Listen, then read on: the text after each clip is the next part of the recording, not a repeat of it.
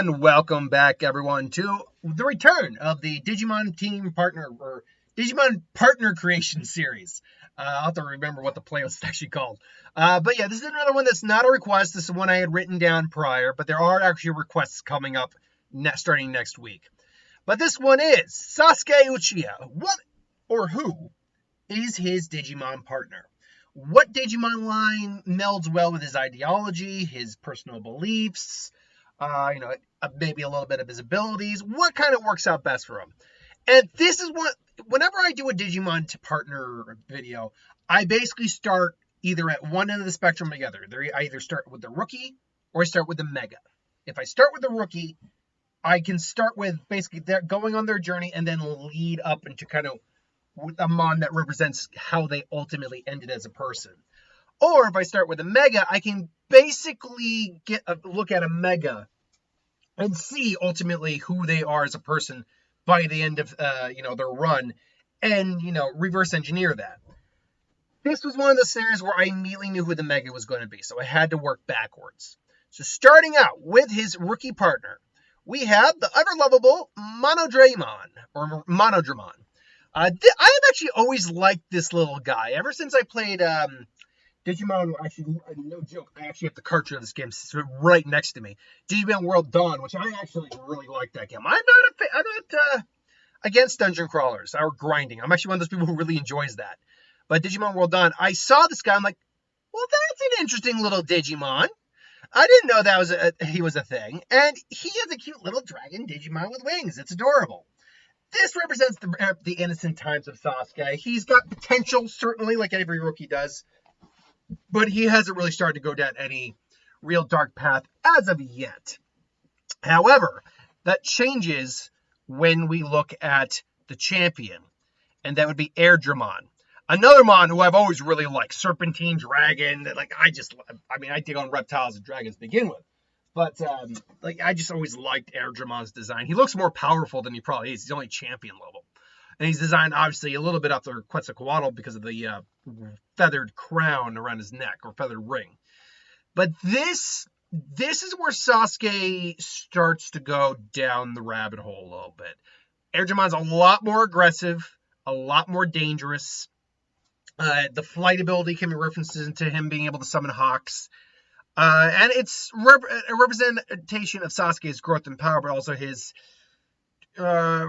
wandering down the wrong road of his life for a while. So, yeah, Airdramon definitely comes in at the number champion spot. Then the ultimate. Now, if you know this Digimon line, anyone out there, then you know who the ultimate is, ultimately. It basically came down to when I started with the Mega, I knew this was going to be the ultimate. And that was, one more, Cyberjimon. Cyberjimon is a very unique case that he actually has the remnants of, if I'm not mistaken, Millenniummon in his code, which is why he's so adamantly aggressive and dangerous and powerful. Like, even though he's a ultimate level Digimon, he actually is a bit closer to like a Mega in terms of power.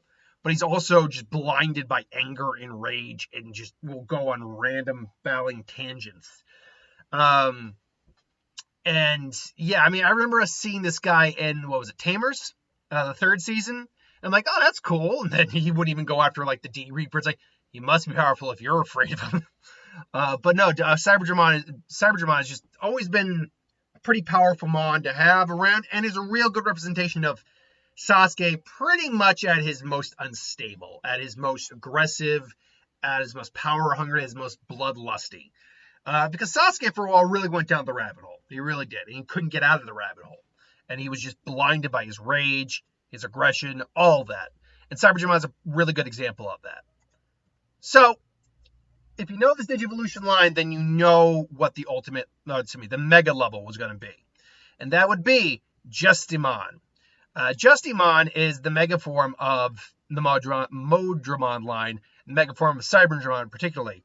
And we're just going to do that. Here we go. And yeah, this now in Tamers, he's a biomerge Mega.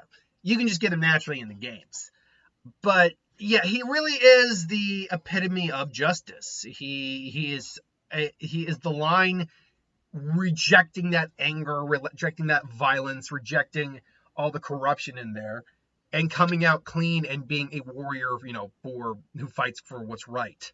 And that ultimately is Sasuke's story. Got a kid who starts out innocent, Monodramon, who, wanted just to be a great ninja, make his family proud, then starts getting more powerful, but starts getting corrupted. A little bit of Airjamon, then goes down the dark path and is near a point of no return, Cyberjimon, only to be saved by someone and to come out on the right side of the line again. Justimon. And Justimon's a powerful Digimon. I think it's a really good Mega. It does illustrate the idea that the Naruto is ultimately still stronger than Sasuke, as if you've seen my Naruto video, who I put as his Digivolution line. But when you really look at those two together, and I didn't even think about this till just now, they do juxtapose each other pretty well. Monodramon and Hackmon. Then Bao Hackmon is a very earth-based dragon, whereas Airjamon is a wind-based, two polar opposites, but two dragons connected. Then Cyberjimon and Savior Hackmon. And then finally, Jesmon and Justimon, two warriors fighting for justice, just doing it different ways. And Jesmon is the stronger of the two by a margin.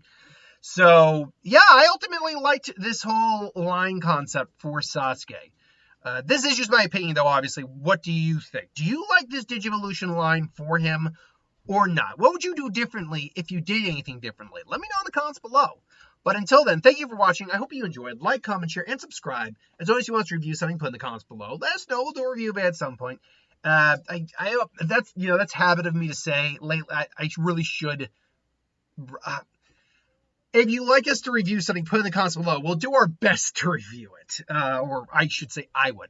I will say this, though. Mark has actually, I think I remember him, I was talking to Mark a day or two ago, and he has said he has occasionally thought of putting just random videos on the channel, but he doesn't want to mess anything up. I should have told him, like, dude, at this point, it's technically my channel, it is our channel. You can do what you want. But regardless, anyway, I digress. Thanks for watching, though. Hope you enjoyed. Like, comment, share, and subscribe, and I'll see you folks for the next one. Have a good one.